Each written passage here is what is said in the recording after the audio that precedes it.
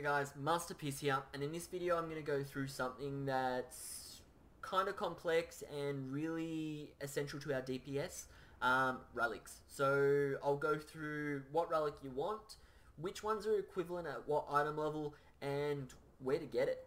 So I'll start with the basics. What is a relic? Well, a relic goes into your artifact weapon and it increases its item level, and it also increases one artifact trait.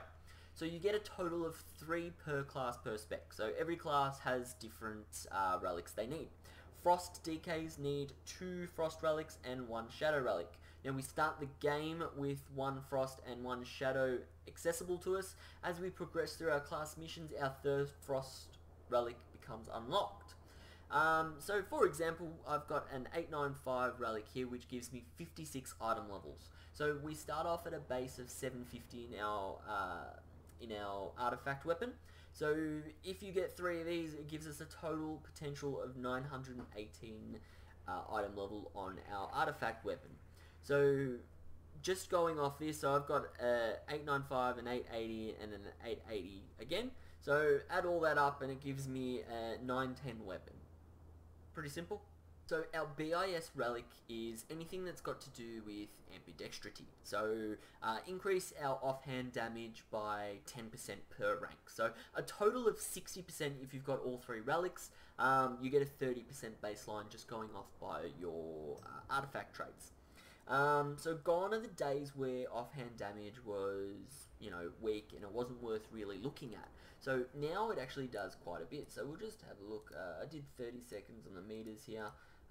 So look, it's still accounting for 9% of my damage in 30 seconds and 8% here. So it's still hitting for 190k, still hitting for 240k. So it's still quite a large number that you just want to keep increasing by 10%. So if I increase that by another 20% on the relics, that would be hitting for 260, 270. If you're unlucky and you don't have your ambidextrity, the next best thing is nothing but boots. So this increases critical damage of obliterate by 6% per rank. So this one's also another nice one to get, but if you're farming it, if you're aiming for it, it's ambidextrity you want. So with relics, not all relics were created equal. Some traits will give you more of a DPS boost than the item level itself will. But at what point is which trait better than an item level boost? In this graph here I've done real quickly which is the best and at what item level can you replace your trait at.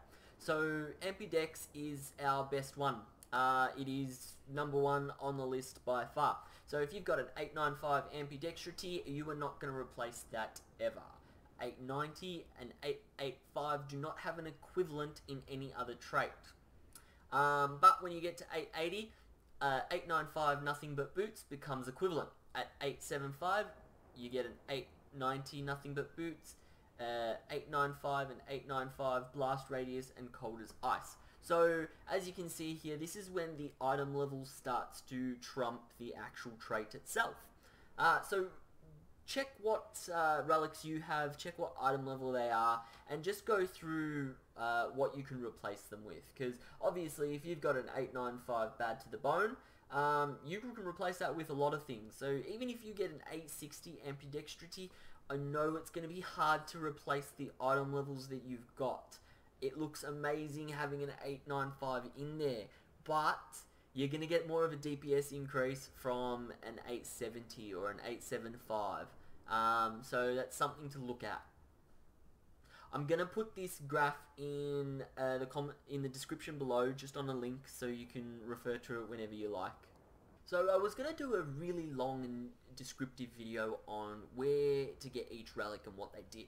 But then I realized the only one you really want to be worrying about and farming is ambidextrity. So the first one you want to be farming is your frost relics, because you need 2 of them. Now unfortunately the places we get them aren't ideal. The first one is Midnight from Return to Karazhan, and that drops at an 855 item level at base. So with this one you really want to be hoping for Titan Forge all the way to 895 ideally, but Titan Forge to 880 is perfect. The next one is Oak Heart. So Dark Heart Thicket. Now this one is something you can farm but at a Mythic 12, at best you're getting 875, so again you're going to be hoping for the Titan Forges to get it up to 895 or anything above 875. If you're super lucky, you could get it in your Mythic cache at 885, depending on what level Mythic you did. The next one is our Shadow Relic. Now, Shadow Relic's a little bit easier to obtain, but there's only one slot for it. So, Nethendra from Emerald Nightmare drops it, so it's pretty easy to get an 881. Most people have, or a lot of people have Mythic Nethendra on farm, so that's another easy one to get. But you can also get it from Sharthos, which is a world boss. Now this one is 860 at base level on an 8-week rotating cycle. So this one again is a little bit more difficult to obtain. But More of Souls Hellier drops it. So same deal with the Dark Art Thicket. Mythic 12 gets you an 875. You can get one from your cache at 885 at a Mythic 12. So really want to be hoping for Titan Forge if you're going to farm it that way. But it's a lot easier to get it from Nethendra because you can do a heroic Nethendra again 865. Again, hope for the Titan Forge. As always guys, thanks for watching. If you found this useful, please subscribe to the channel. If you have any questions or any statements or comments or anything at all, please leave it in the comment section below.